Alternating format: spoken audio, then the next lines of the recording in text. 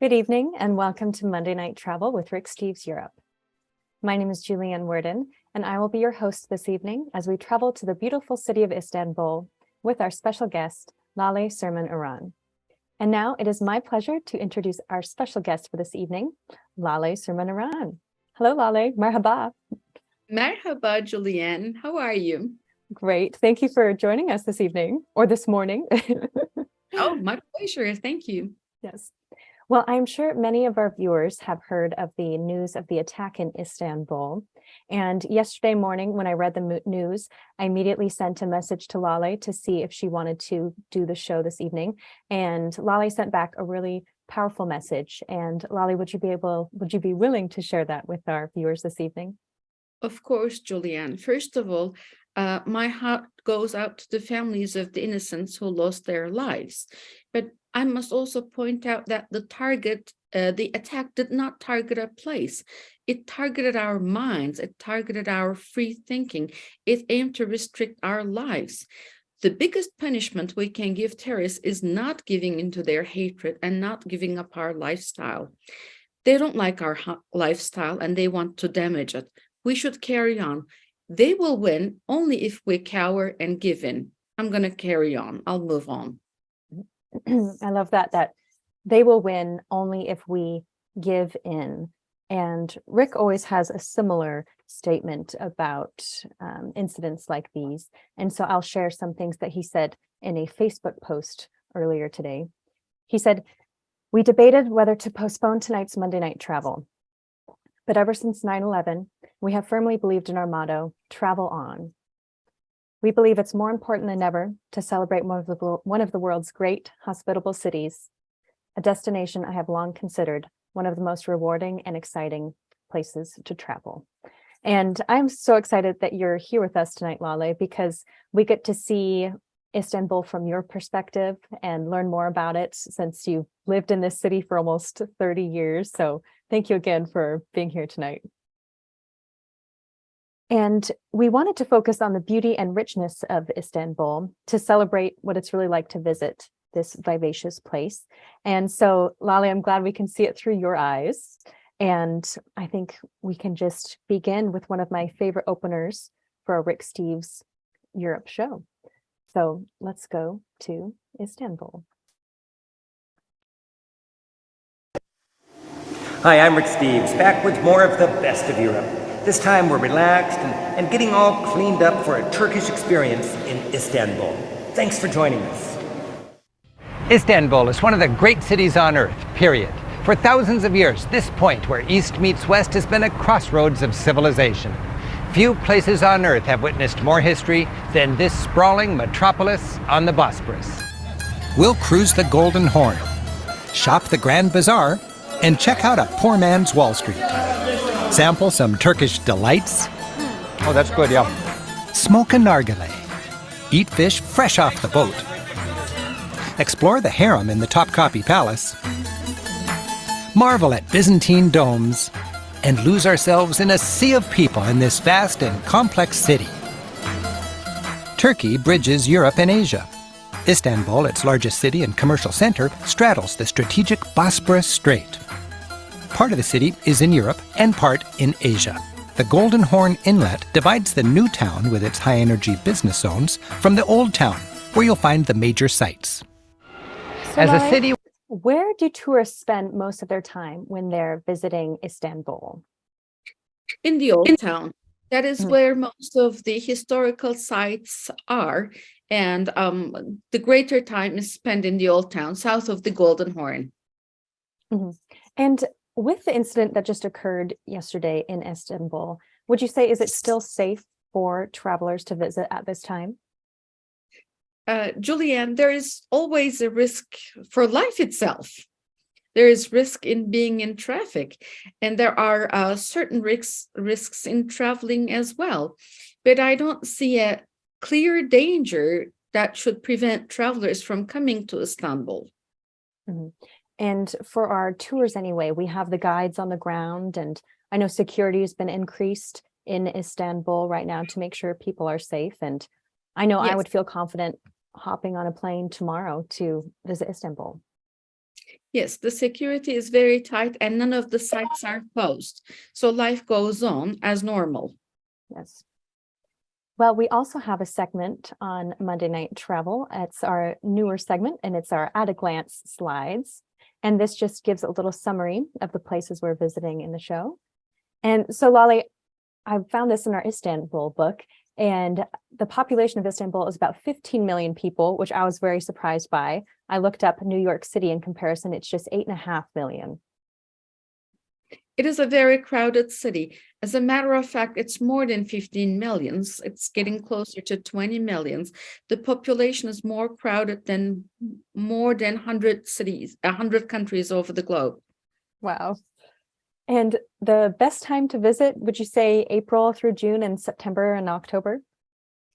Yes, weather-wise. Yeah. It depends on what you're looking for. The weather is the most pleasant in spring and the fall. But if you want lesser crowds and want to enjoy the places more to yourselves, winter is a good time to travel. Mm-hmm. I am a big fan of winter travel. I don't mind cold weather, and it's worth it to not have all of the crowds. Bring a jacket. Exactly. And public transportation, it looks like there's a great network of trams, funiculars, and metro lines. Yes, it is very easy to sightsee in Istanbul and to go around in Istanbul. It's an excellent network of public transportation we have.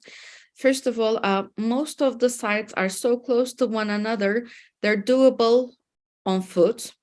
So by walking and using public transport occasionally, you can visit Istanbul very easily. Travelers should not look into renting a car, or I don't see a reason for engaging a private vehicle as well. Mm-hmm. And for the length of stay, Rick recommended 4 days, but 2 days at minimum. Istanbul was Constantinopolis. It was the capital of the Roman Empire, capital of the Byzantine Empire, and capital of the Ottoman Empire, and the biggest city of the Turkish Republic today. There is a lot to see. And yes, minimum 4 days is what my recommendation would be. A week would be better. Mm-hmm. After hearing that history, 2 days, man, it's just not enough. And the currency is the Turkish lira. Yes. Is cash needed at all these days, or can you use your card for most purchases? Most businesses accept credit cards, groceries and supermarkets as well. The public transportation cards can be bought on credit cards, but for little incidentals, for a beverage or a little snack or a tiny souvenir, now and then you might need cash Turkish lira, and it's easy to get through the ATMs. They're all over the city. And an important thing to consider is that a visa is required for Turkey. And this can just be done online a little ways before your trip? Yes, and the website that you have in your slide now is a state website, the official website for it. My only recommendation to the travelers is that they apply for a visa early on. Though once you apply, you get your visa in a couple of days. But sometimes when it's too crowded, the website is too crowded because of the many people using it at the same time, it might get difficult, or the responses may be delayed. Mm-hmm. So if you know your travel is coming up, go ahead and apply. Yes, plan ahead. And how much does a visa usually cost? Sometimes people contact us and they spent a couple $100 on it, but no, yeah. They do not need a third person. They don't need a go-between to apply for the visa. They should go to this website and do it personally, and it's slightly over $20. Okay, all right. Well, thank you, Lale. Let's get back to the show. Old Town, where you'll find the major sites. As a city which is over 90% Muslim, Istanbul offers a good opportunity to better understand Islam. Visitors are welcome to visit historic mosques and at the same time experience a religion that still packs the house. The Blue Mosque was the 17th century triumph of Sultan Ahmet I. Architecturally, with its 6 minarets, it rivaled the Great Mosque in Mecca, the holiest in all Islam. Its grand courtyard welcomes the crowd that gathers for worship.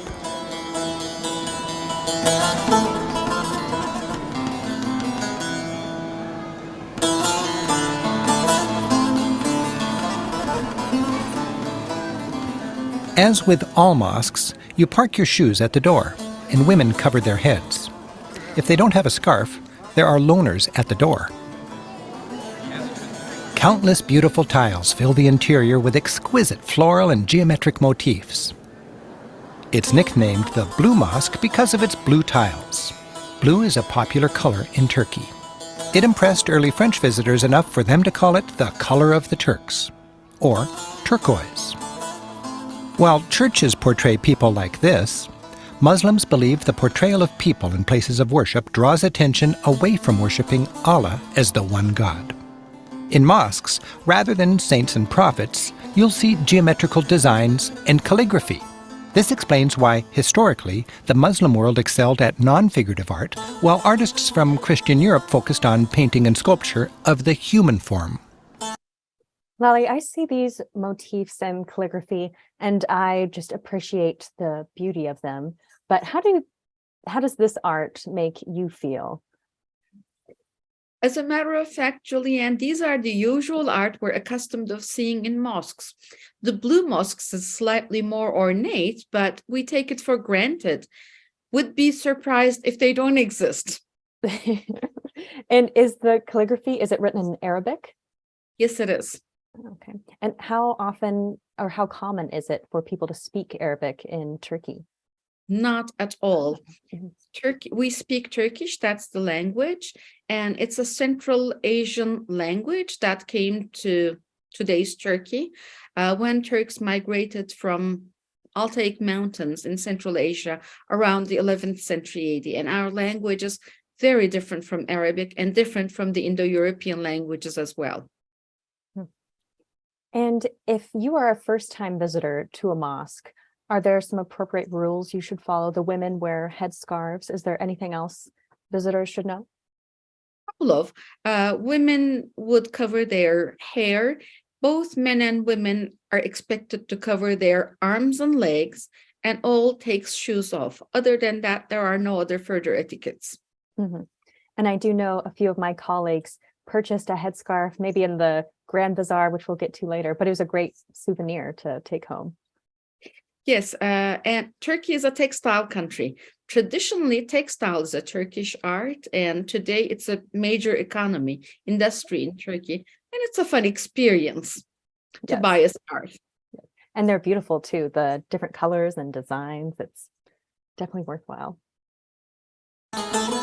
Artful Arabic calligraphy generally shows excerpts from the Quran and quotes from Muhammad. As a church would have Jesus and God front and center, in a mosque, elaborate signature medallions high above the prayer niche say Muhammad and Allah. Large ceremonial candles flank the mihrab. That's the niche which points southeast to Mecca in Saudi Arabia, where all Muslims face when they worship.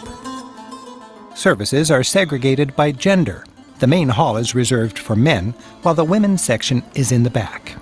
While to some it's demeaning to make women stay in back, Muslims see it as a practical matter. Women would rather have the option of performing the physical act of praying in private. Allahu Akbar,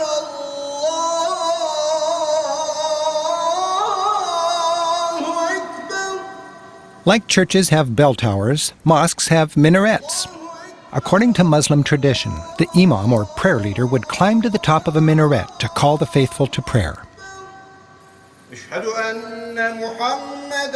These days, the prayer leader still performs the call to prayer live, but it's amplified by loudspeakers at the top of the minarets.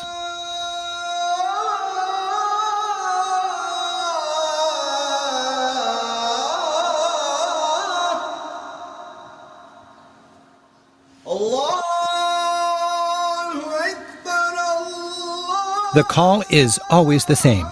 Allah Akbar, God is great. Witness there is only one God. Muhammad is his prophet. Come join the prayer. Come join the salvation. When this happens, practicing Muslims drop into a mosque, face Mecca, and pray to God. Then, after a short service praising God, workaday life resumes.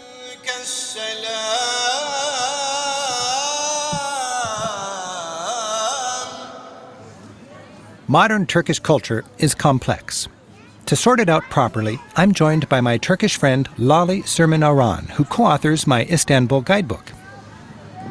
So what does the call to prayer mean to you? See, it's a personal thing. Most of these people you see here are probably Muslims, but Turkey is a secular country. It's in our constitution. But on the other hand, we say that you never know who has got the money or the faith. The real virtue is not to show it off. There you are with Rick, Lale. Was this your first time working with him on the show, or had you worked with him many years before? We had been working with Rick for a long time prior to this, but that was the first show I ever did. Oh, wow. Let's see. And just here you mentioned that Turkey is a secular country. Does this mean that people are free to practice any religion they choose? Exactly. And how they practice, when they practice, and how they practice it is totally up to the individual. And in the upcoming clips, I noticed that the women are dressed in a variety of ways. Are there any restrictions on what women wear besides being respectful when going into a mosque? Not at all. And American travelers, females, if they dress the way they do at home, would be fine in Turkey. That's good. That is often a question we receive from people is what's the appropriate attire in Turkey? But you're free to wear jeans and any tops American attire you would wear at home is appropriate. And how about some basic Turkish etiquette? Like in France, it's polite to say bonjour when you enter a store. Are there any basic Turkish things that American travelers can know before visiting? Of course, it would get the visitor a step closer to the locals if they try a couple of phrases in Turkish. Saying hello is a good start. It's merhaba, merhaba, merhaba is how we say hello. And another thing that I love to teach my travelers is how to say may it be easy in Turkish. The phrase is kolay gelsin. KOLAYGELSIN. You can say kolay gelsin to anybody who is working. They might be physically working, they might be intellectually working, or I can say it to you right now, kolay gelsin for the show, Julianne. Kolay gelsin to you as well, Lale. Thank you. And it's little phrases and expressions like that that just makes people light up if you happen to know them when you're a tourist. Exactly. So they're important to know. Kolay gelsin and merhaba. Yes, kolay gelsin. Kolay gelsin. Great. Thank you, Lale. The real virtue is not to show it off. Turks love to meet and mingle at Ortaköy, just under the massive bridge that connected Europe with Asia in 1973. The tempo of life in Turkey, like other Mediterranean lands, is slow enough to enjoy the moment and good friends. People love their tea, the sound of dice on the backgammon board, and sucking on the hookah, or nargile, generally a tobacco-free dried fruit smoke.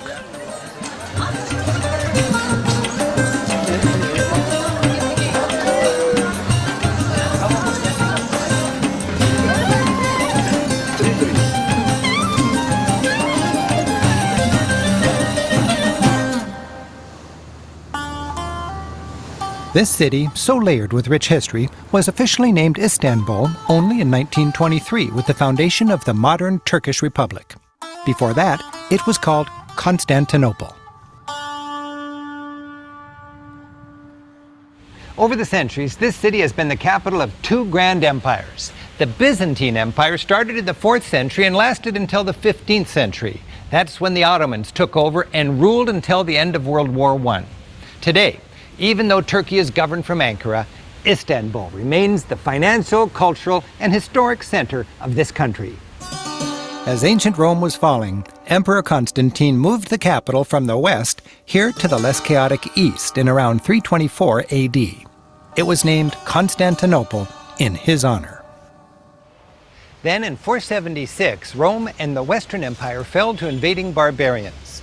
That left Constantinople the leading city of Western civilization. Traces of the Roman capital can still be found. This square was a racetrack, like the Circus Maximus in Rome. Built in the 4th century to seat over 60,000 fans, the Hippodrome was Constantinople's primary venue for chariot races. Its centerpiece, this 3,500-year-old ancient Egyptian obelisk, was originally carved to honor a pharaoh. It was moved here to ornament the racetrack in the 4th century. What you see today is only the upper third of the original massive stone tower. While you won't find any chariot races these days, Istanbul remains a city of experiences. One of the most memorable is enjoying a Turkish bath. Today, baths welcome tourists and give a peek into a rich tradition. You leave absolutely everything in the changing room. Slip ungracefully into wooden slippers and shuffle into the steamy caldarium. Turks brought the steam bath with them from Central Asia, blended it with the Roman bath culture they found here, and created the Turkish bath. First, you relax at the basin, heat up, soften up under a cascade of hot water. Savor the experience, achieving maximum sweating and relaxation. Then your attendant works you over, scrubbing vigorously with rough Brillo pad type mitts, then sudsing and washing. Refreshed and cleaner than you can remember ever being, you venture back into the city, ready for more history and art. Well, Lale, I know it is cold in Cappadocia where you are, and it's pretty cold in Seattle, so I think we could both use a Turkish bath. I definitely can. Yes. And speaking of Cappadocia, that is where you are currently. And where are you more precisely in Cappadocia? I am in the Cappadocia Estates Hotel, one of the properties we use for our groups to stay in when in this region. Wow. And it is truly beautiful. And it's a hotel anyone can stay if they're visiting that region of Turkey? Yes, of course. As a matter of fact, I want to show you the spelling of Cappadocia. Frequently, people ask me how it's pronounced, spelled. Here it is. Yes. I was pronouncing it Cappadocia before tonight's show, so I learned it's Cappadocia. Yes. Yes. And I'm curious about the baths. It seems that a lot of tourists love going to the Turkish baths. Do locals go to them as well? They would like to, but they don't have much time for that.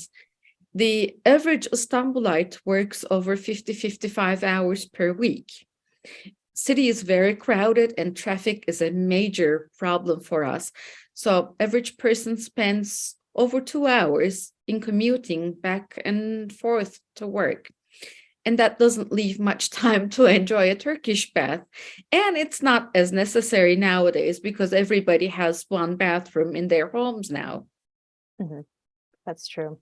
Do women have a separate location in the baths, or are they separated by gender? The traditional Turkish baths are segregated. Yes, women and men go to separate sections, which look and function exactly the same way. But in the old town, there are baths today that would operate as co-ed baths. That is not a destination a Turk would choose to go. And how much do they usually cost? Are they very expensive to experience one? There's a price range for that, depending on the facility and the services that come with the experience. I can say it starts from around 50 to 60 American dollars and can go up to 150 to 200 easily if you buy a scrubbing with it or if you buy an oil massage with it. Mm-hmm. Wow. I would love to try one of those scrubbings one day. It is very relaxing. Yes. It's a very fun experience.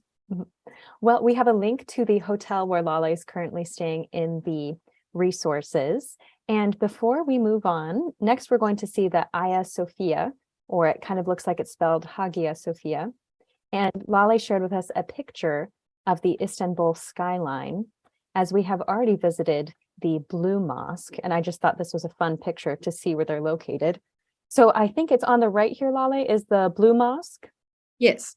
And then And- over on the left here is the Hagia Sophia. Yes, and there's a public park, a large public park between the two of them with lots of benches. It's fun to sit there, watch the life roll by, people go by, people watching the everyday life. It's a nice place I like to be in. And it's just an incredible skyline. The amount of history that is just in this one picture is pretty amazing.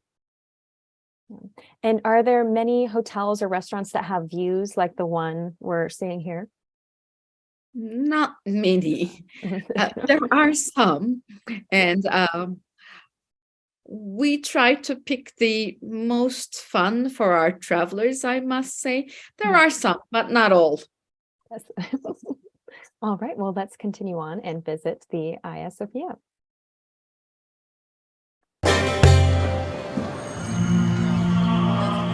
The best look at ancient Constantinople is a church-turned-mosque that's been considered among the greatest houses of worship in both the Christian and Muslim worlds.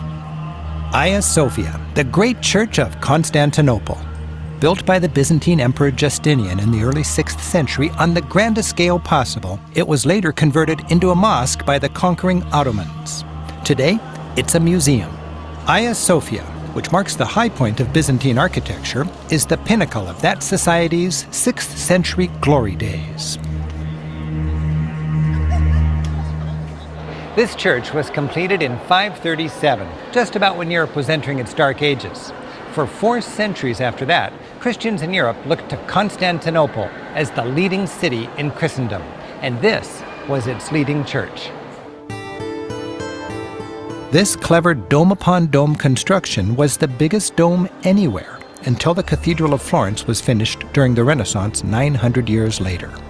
The vast interior gives the impression of a golden, weightless shell, gracefully disguising the massive overhead load supported by masterful Byzantine engineering. 40 arched windows shed a soft light on the interior, showing off the church's original marble and glittering mosaics. But the Byzantine Empire collapsed in the 15th century, and Hagia Sophia was turned into a mosque. Christian mosaics were plastered over, and new religious symbols replaced the old. This church was built to face Jerusalem. Mosques face Mecca.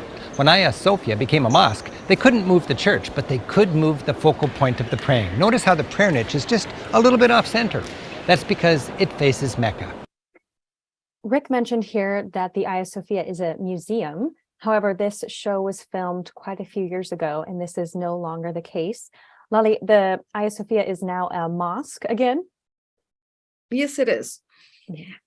It was built as a place of worship, and it is now used as a place of worship.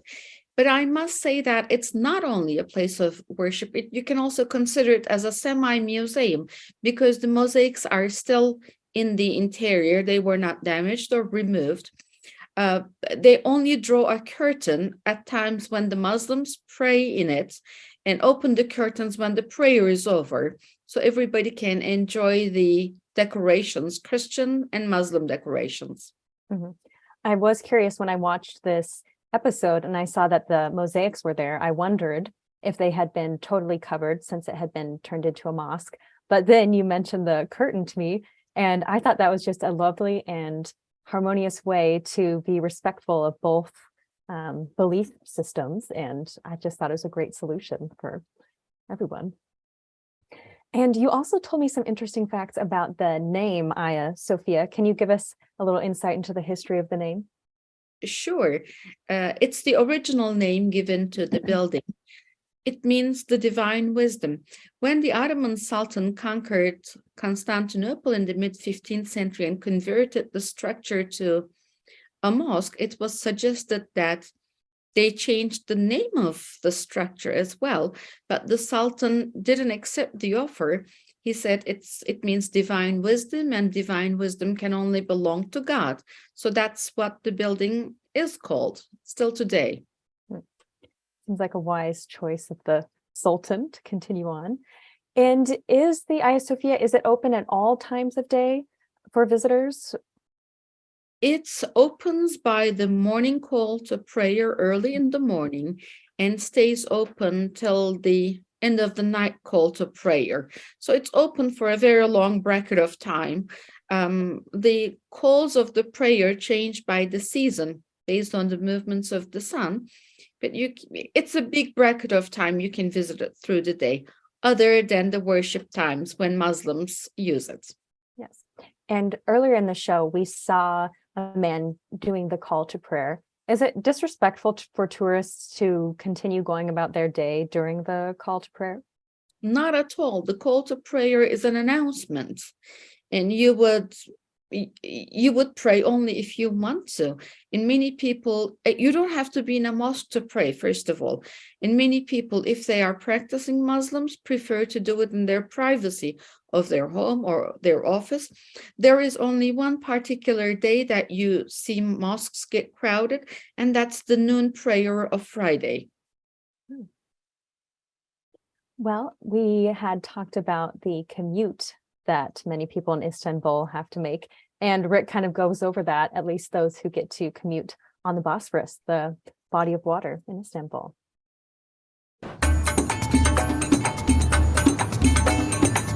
The Galata Bridge spans the easy-to-defend inlet called the Golden Horn in the very heart of Istanbul. A stroll across the bridge offers panoramic views of Istanbul's Old Town, a chance to see how the fishermen are doing, and plenty of options for a drink or meal with a view.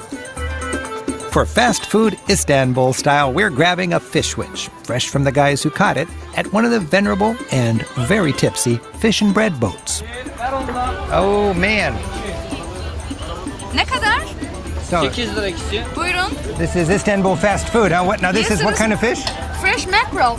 From near the Galata Bridge, it's easy to hop a tour boat for a relaxing sail up the Bosphorus and a chance to see the city from the water, with Europe on one side and Asia on the other. You'll pass massive cruise ships which pour thousands of tourists into the city for a frantic day of sightseeing and shopping.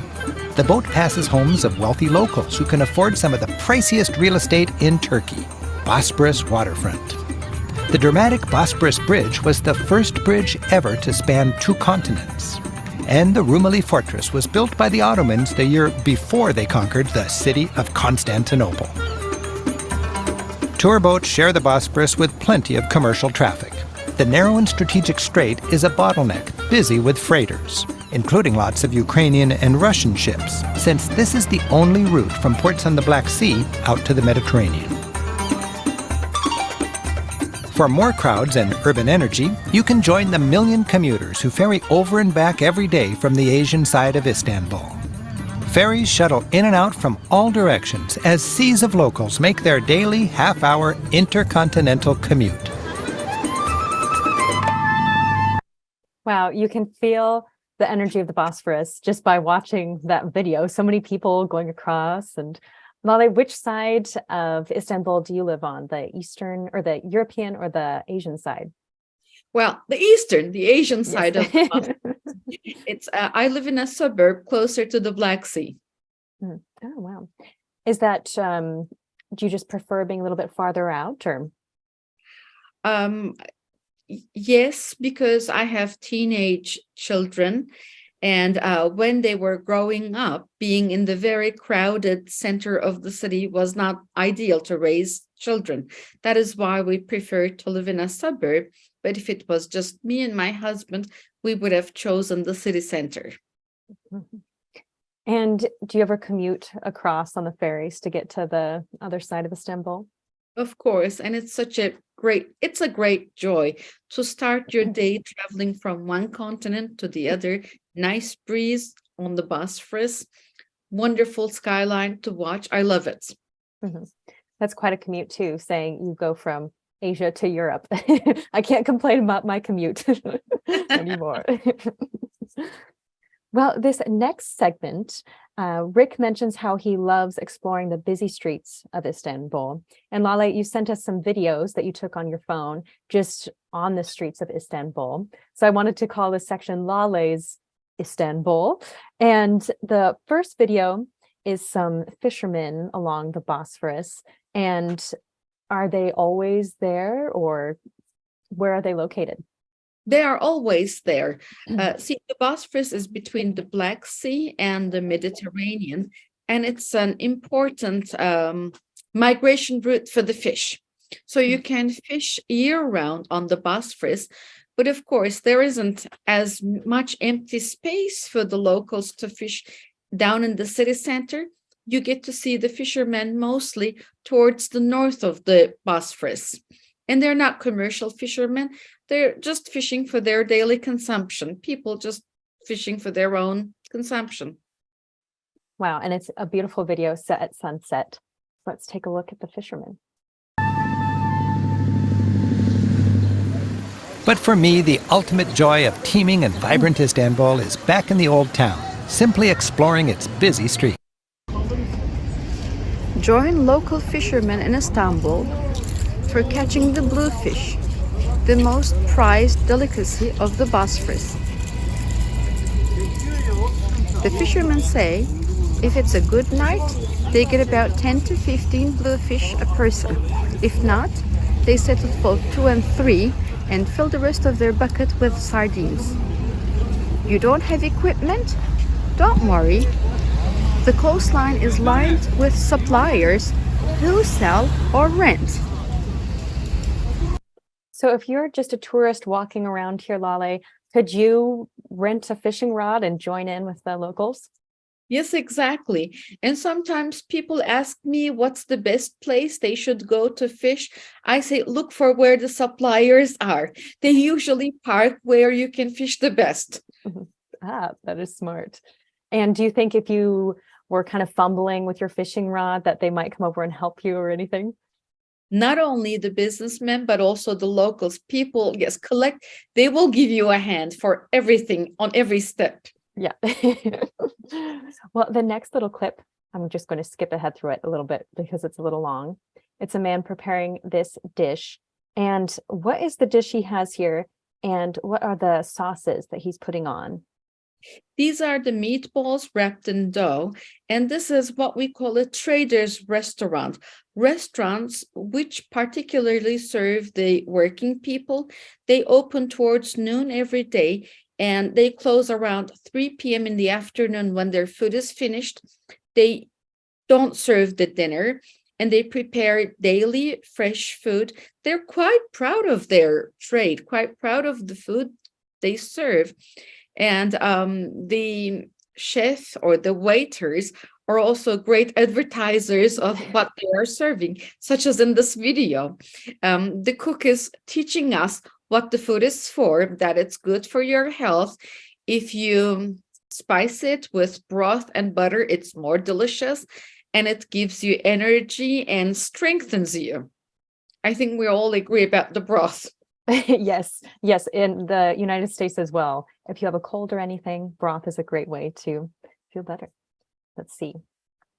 Ve şu anda masamızda tatlı toz biberi ve sirkemiz var. Eğer biz ekşi seviyoruz, günlük yaşantı ve ailece veya tatlı toz biberi seviyoruz diyorsanız çok lezzeti arttırıyor efendim. Şu anda üstüne az sonra yoğurt ve maydanoz atacağız. I love how there's the certain order he had to scoop up the sauces, the broth as well. He also was advising that there are spices on the tables and that people should use them generously on the dish. Yeah. He sold me. I would try if I was there. And this scene, Lale, what do we have going on here? This is the announcement for a traditional wedding in Istanbul. Most of the weddings in Istanbul are modern nowadays, but now and then, if you are outside the city center, you can come across a traditional wedding and a traditional party. In the traditional one, there are no invitations, but on the day of the party, the actual wedding party, the family of the groom and the bride would hire musicians who would play the music from dawn till dusk, announce that a wedding is coming up, and everybody is invited. So if you are passing by, hear an invitation like this, You can join the groom and bride's family dancing on the street with them, and then carry on partying at the evening at the party. So that's what it is. We happen to crash a party with our tour members. Yes. And they're dancing here with the Yes, other people. with the music. And I love this video because it's just a real clip of life in Istanbul. You kind of pan up and you show the apartments, and there's people clapping along in their apartment buildings. And there's a playground that you'll show us just to the left. And a woman comes out and zips up the coat of her daughter. And it's just day-to-day life, just like we'd be having Exactly. here. I love it.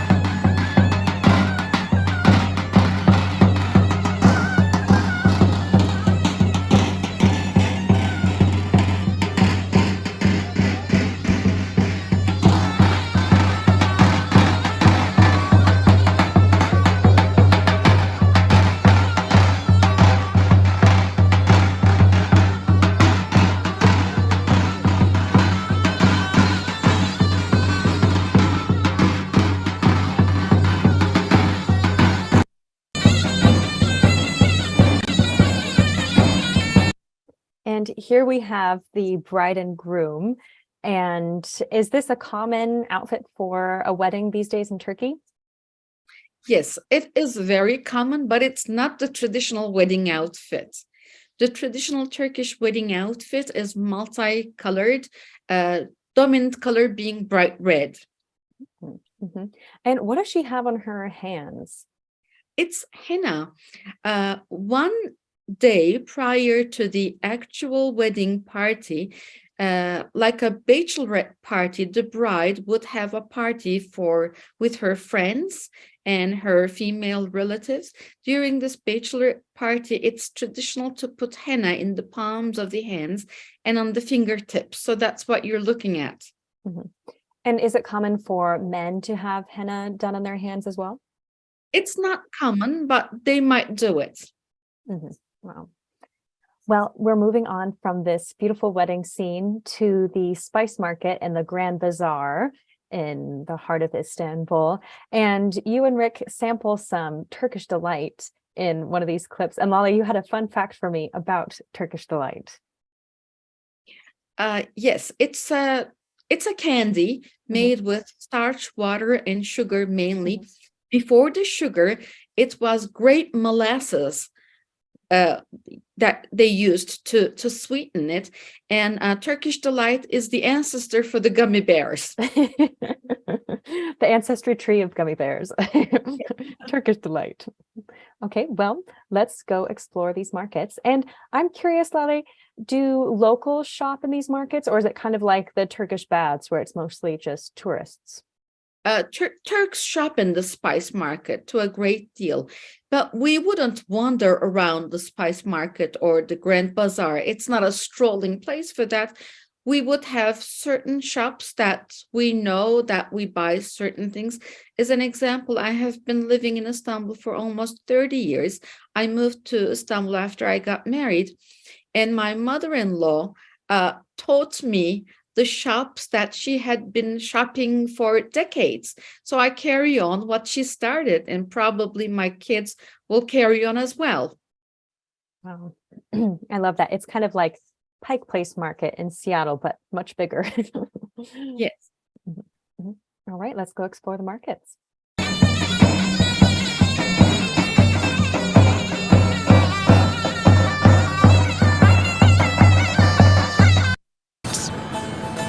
The venerable spice market, while a touristy scene today, still sells its exotic range of products, and the air is heavy with aromatic spices.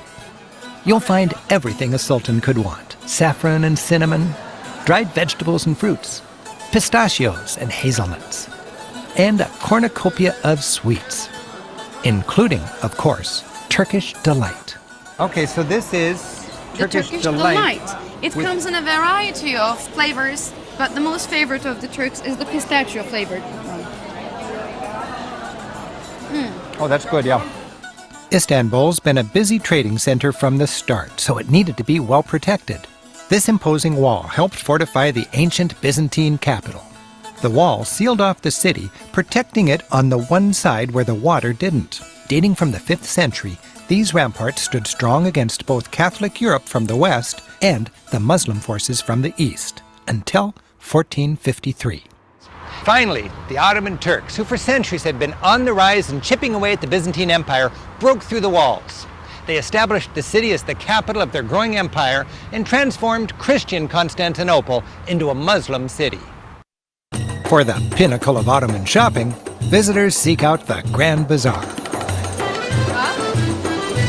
In many ways, Istanbul's Grand Bazaar remains much as it was centuries ago, enchanting and perplexing visitors with its maze-like network of more than 4,000 colorful shops, fragrant eateries, and insistent shopkeepers. Now it's your turn. What do you Is have? it possible to show you something you don't need? Show me something I don't need. That would be very nice. Have some fun with these guys. You have more than you need. I'm a lucky man today. A special price? Despite the tourists and the knickknacks, the heart of the Grand Bazaar still beats, giving the observant visitor an unforgettable memory. In its day, this labyrinthian warren of shops under fine arches was the World Trade Center for the entire Ottoman Empire, locked down and guarded by more than 100 soldiers every night. Today, the main drag is touristy, but the complex is so big, it's still easy to escape the tourist zones and discover some authentic nooks and crannies. Surprises await in the low-rent fringes of the market.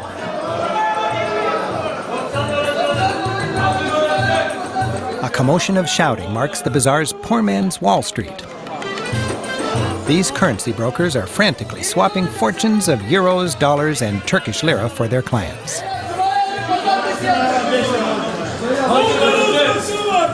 Others put their fortune in gold. The many jewelry shops are a reminder that Turks love gold, not because they're vain or greedy, but because it's considered a practical and tangible place to store their wealth. Around the corner, surrounding a humble courtyard, sooty smiths labor before furnaces.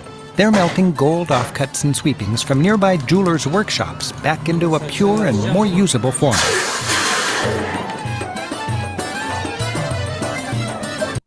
Wow. Well, the Grand Bazaar certainly lives up to his name. And Rick mentioned that there are 4,000 shops. How many people work in the Grand Bazaar, Lale? Approximately 20,000.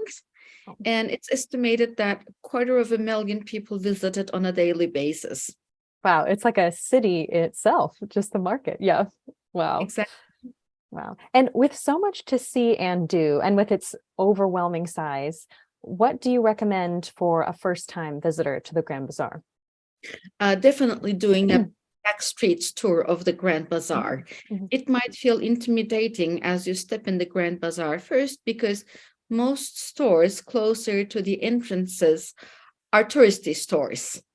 But you have to pass beyond them to get to experience the place as it is. Mhm. And you do recommend hiring a guide if you want to do the back streets of the of the bazaar? Definitely, because it's a very big place and there's a lot to see and learn. It's not possible that one can see it in a day or a couple of hours, but with a guide, you can get a good glimpse of the best workshops and what the everyday life is like. And what is a good souvenir that someone might want to take back? A headscarf is a common one for women. Are there any other things that are really evil eye? quintessentially Turkish? Which An one? evil Ah, An evil eye. evil eye. Mhm. An evil eye. Many people say that it gives you good luck, but actually it doesn't. It wards off the evil. Ah. And do you know why it looks like it does, a blue evil eye? Yes, because you can consider it as a lightning rod as well. It catches the bad karma from getting to you. Yes. And well, on a side note here, Rick is holding this gold bar. And ever since I was a kid, I've always wanted to feel what it was like to hold a gold bar. And so it was kind of special. It's heavy. Yeah. And Rick mentioned that he just uses scraps from other metal workers to produce this gold bar? Yes. They sweep the floors regularly of the workshops because while the craftsmen are working, pieces of metal chip off easily and fall on the ground. So even the dirt on the ground has value in the Grand Bazaar. Well, let's go from the ancient Grand Bazaar over to the more cosmopolitan area of Istanbul.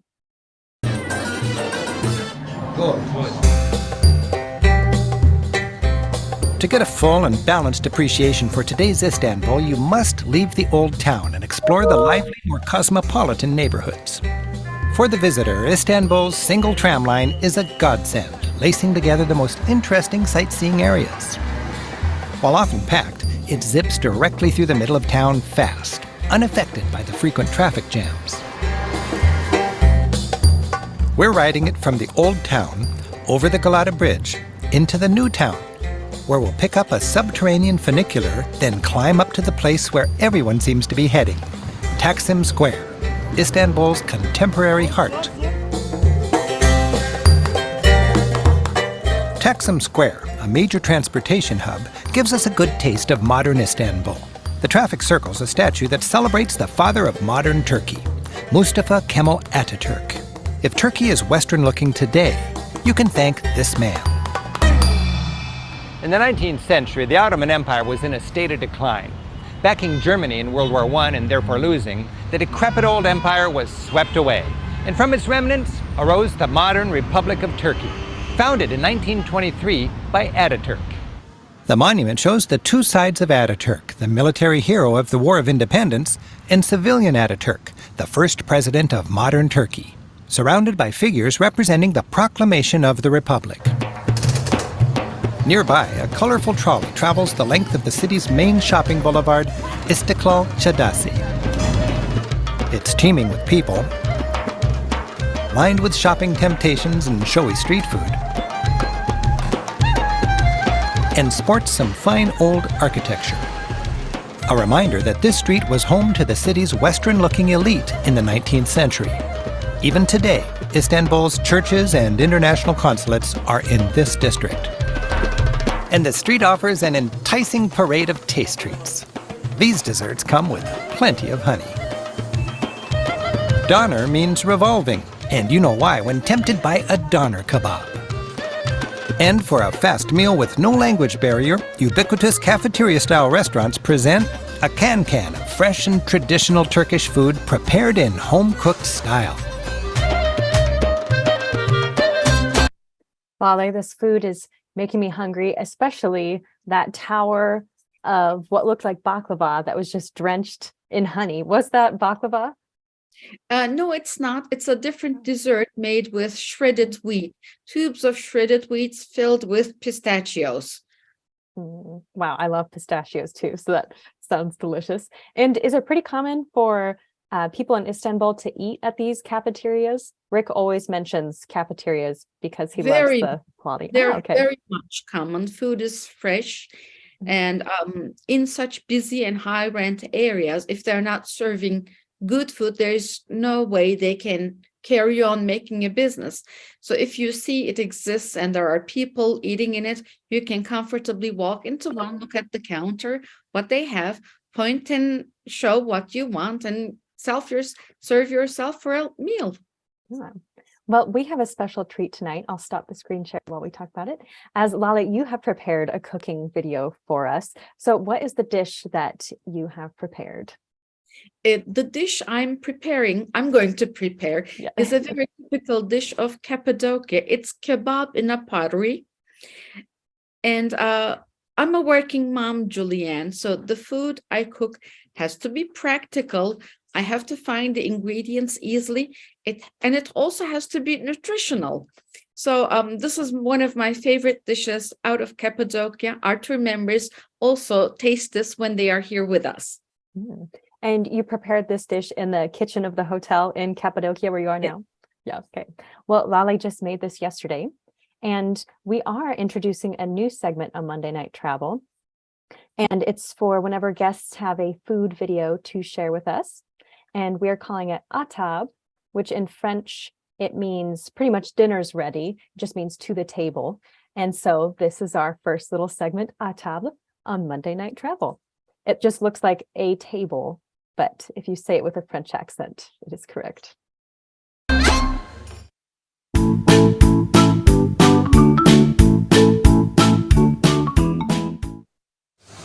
Now, let's take a look what I have on my counter. This is an earthenware jug that I'm going to cook the kebab in. I will use diced lamb meat, 15 ounces for the serving of 3 people, chopped peppers, 3 tomatoes, 1/4 cup of olive oil, tomato paste, pearl onions, garlic, half a head of garlic. I have 1 spoonful of butter here. It's melted. And I'm going to make a dough from flour, wheat flour, and water to seal the top of the jar. Now I'm going to mix everything from fresh in my bowl. So Lale, if someone wanted to make this dish, but they don't have the earthenware jug, what is something they can cook it in? A cast iron pot with a lid can go into the oven. Mhm. And how long should it be baked for? It depends on the thickness of the pot they use. And the earthenware pots we use are handmade, so their thicknesses differ. If it's a thicker pot, I would keep it more like half an hour. If it's a thinner one, I would keep it less than half an hour, like 25 minutes. The same goes for the cast iron pot too. Okay. And what are some of the spices and herbs you're putting on the dish here? Tomato paste is the main spice, I can say. It's the red thing on the in the bowl. Right now I'm putting on oregano. I'm going to put red pepper flakes and some black pepper. That is red pepper flake. Mhm. And are these maybe the most common spices used in Turkey? Turkish They are cuisine? pretty common, and you can see them in every kitchen. Mhm. Yeah. Well, I love the colors of those spices. You know it's going to be good with those, even those simple ingredients, it's going to be delicious. Yes, and that's the trick. Mhm. And if our tour members want, we give them the recipes of the food they're eating, so they keep cooking Turkish food when they get back home. Ah. And I love something that has to be mixed or kneaded with your hands. It seems like the love just goes right into whatever dish you're making. Relieves the stress too. Yes. I have mixed all the ingredients and spices in my bowl, and before I put them in the jug, I am going to pour half of the melted butter in the jug to coat the walls of the jug with the butter. I'm keeping half here. This is what I do.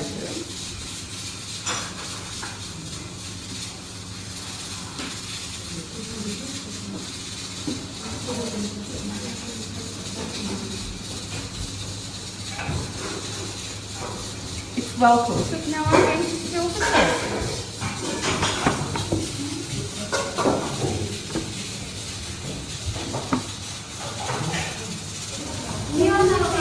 And here is the dough, Lale. This was made with just flour and water. And a pinch of salt as well. And what do you use the dough for? The pots do not have a lid, and I need to cover the opening of the pot. So that's the simplest ingredient you would have in a kitchen, the wheat flour and water. So I'm going to make a coating, a cover to use as a lid. And once it's baked, can you use the dough kind of as like a bread to eat with the dish? We don't use it. Ah, okay. Practical. Yes.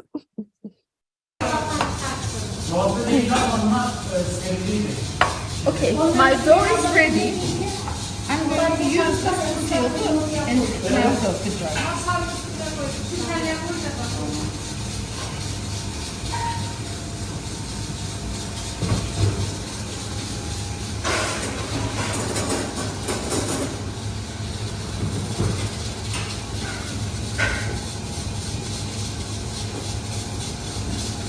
ıslatmayacağız işte.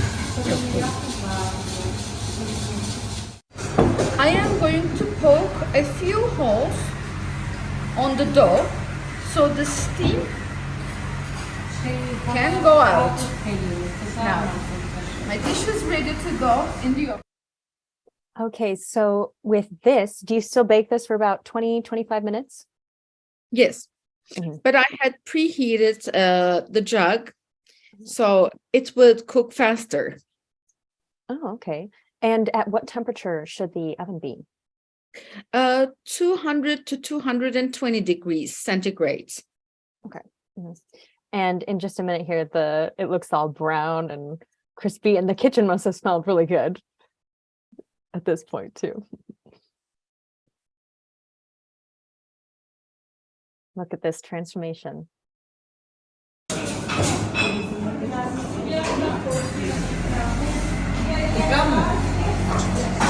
Okay, the food is cooked now.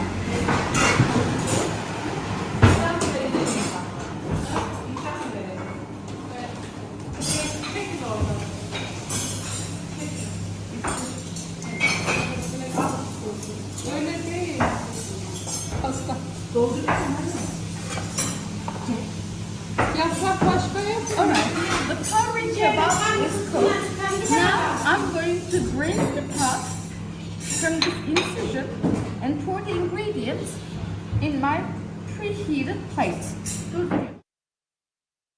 When I first saw this video, Lale, I could not believe that every time this dish is made, the top is broken off of the pottery.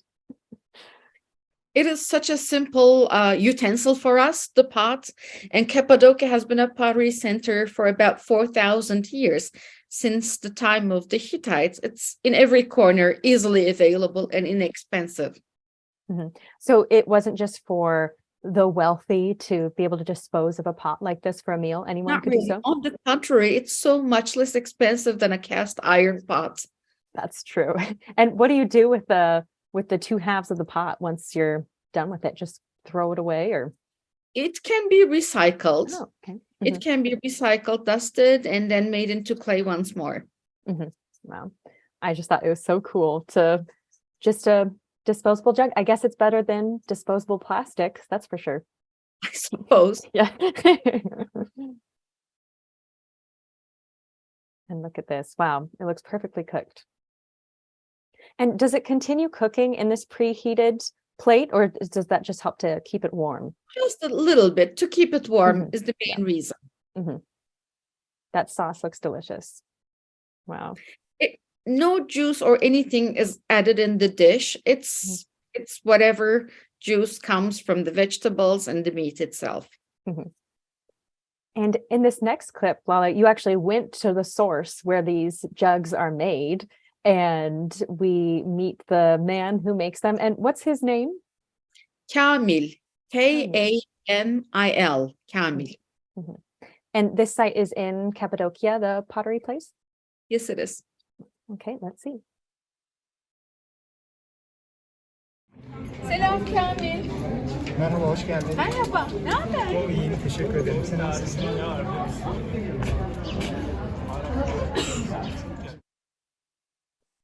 And here he is almost completing one of the pots.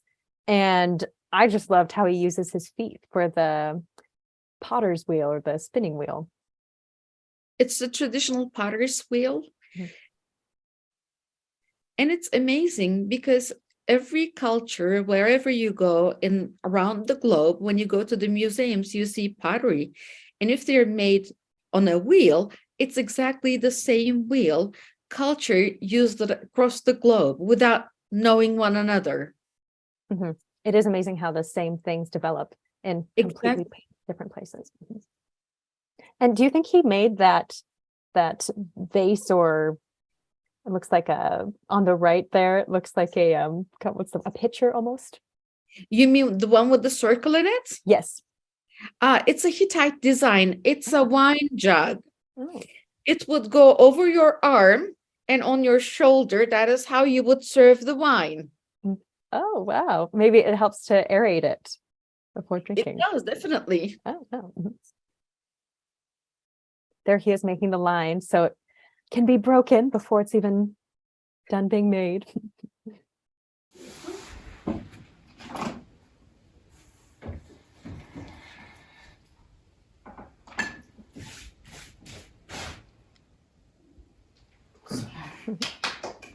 Teşekkürler. Bunu yaptıktan sonra yaklaşık bir hafta 10 gün böyle serin yerlerde kurutacağız. Kuruduktan sonra 10 saat 950 derecede pişecek. Sonra da Piştikten sonra evet. And what is he saying there about the pots? He says that you can see that the fresh clay is reddish and a brighter color, but once it's fired, the color will become lighter like the one next to it. But before they fire it, they keep it in a cool cave for about a week and then fire it. And the firing takes about 10 hours. Then it's ready for your kebab. And what is the translation of kebab, if there is one? There's not one word that translates it, but kebab is any meat dish for us.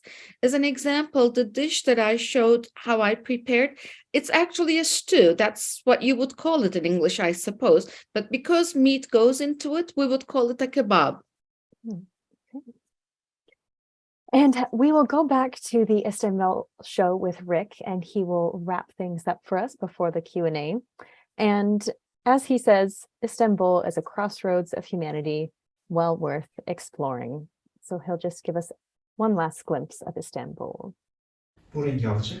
Ondan Ha, bu renk, bu renge tabii dönüyor. kuruduğu zaman bu hale geliyor, piştiği zaman. Peki bana da öğretir misin yapmayı? Tabii ki. Tamam. Yunus bir kapat yeniden. And my favorite way to experience urban Istanbul is simply to hike the entire length of this main pedestrian boulevard, immersed in a fascinating sea of people. Stand still for a moment and watch the people. This is today's Turkey. Modern Turkey is a melting pot of 20 or so different ethnic groups. Turk, Kurd, Armenian, Jew, Greek, Georgian, and Gypsy, in styles from the very traditional to the very latest. The city is a huge draw for visitors, still a crossroads of humanity. And according to the Turkish proverb, every guest is a gift from God.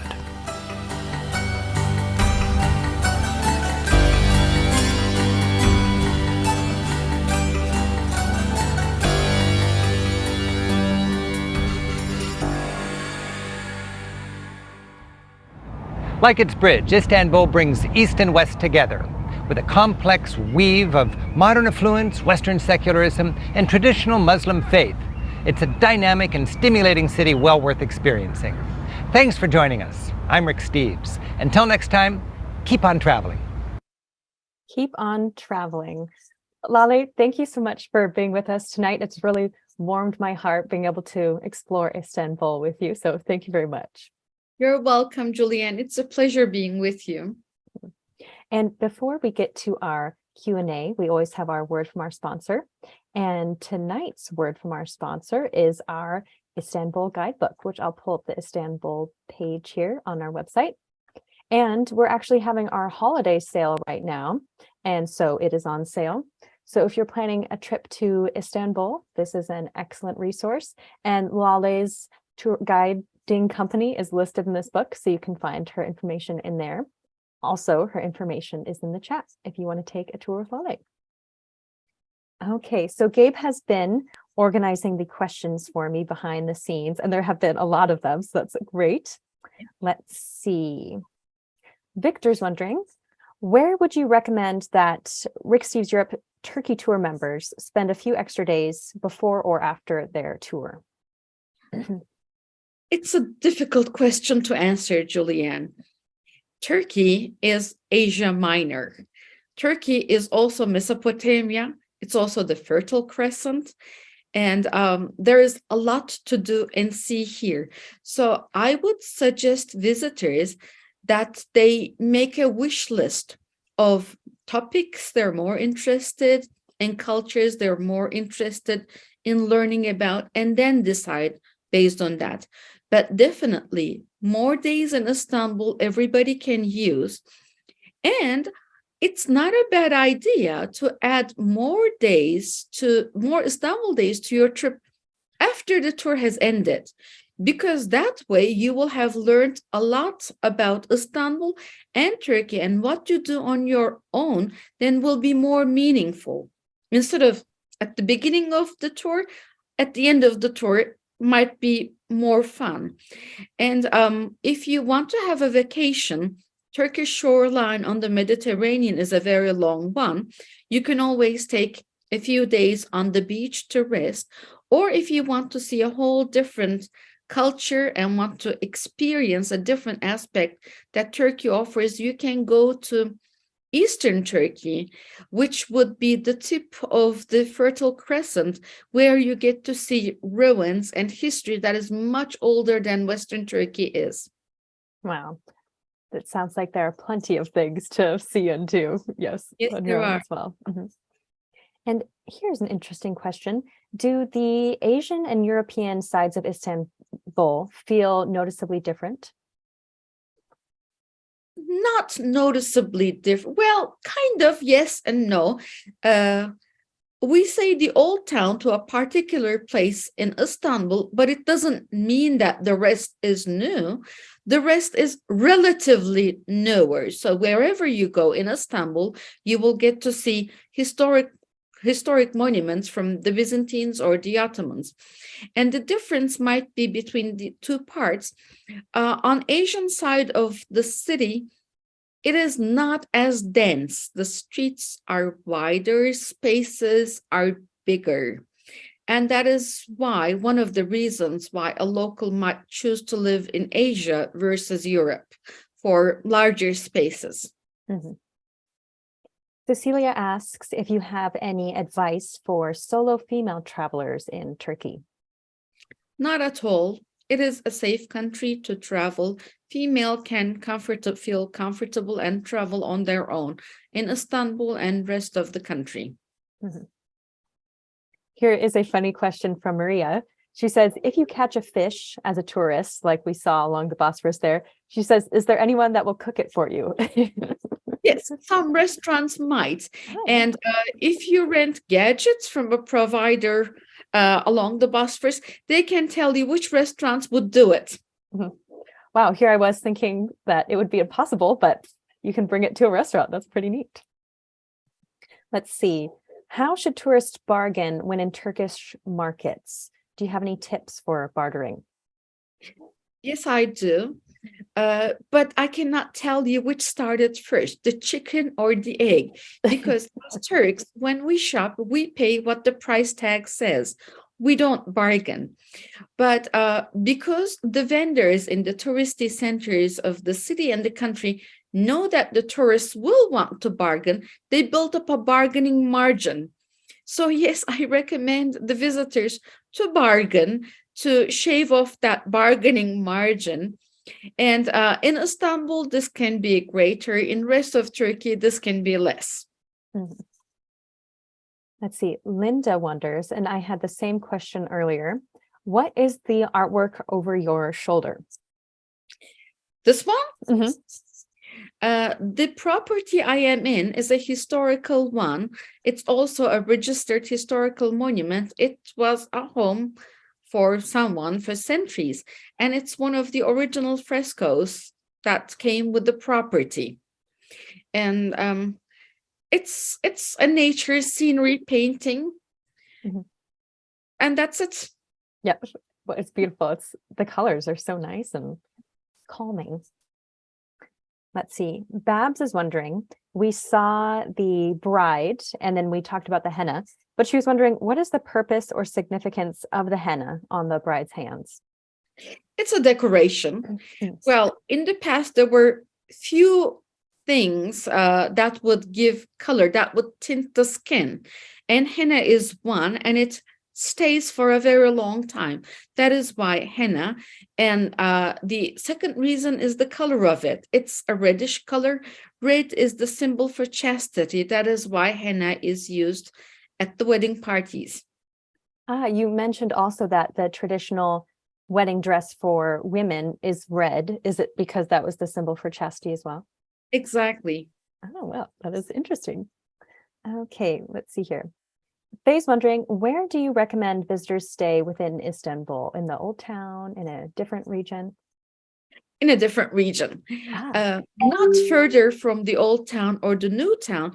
Actually, I recommend people to stay by the Golden Horn, which gives very easy access to anything you might want in the old town and in the old town. And it's by the tram line that Rick had mentioned in the video. The old town is fun and it's beautiful. It comes with the historic monuments, but it's like an outdoors museum at the moment. After the museum hours, streets are filled with wandering tourists and hawkers, which are trying to sell something. And it is very hard to experience real life in the old town.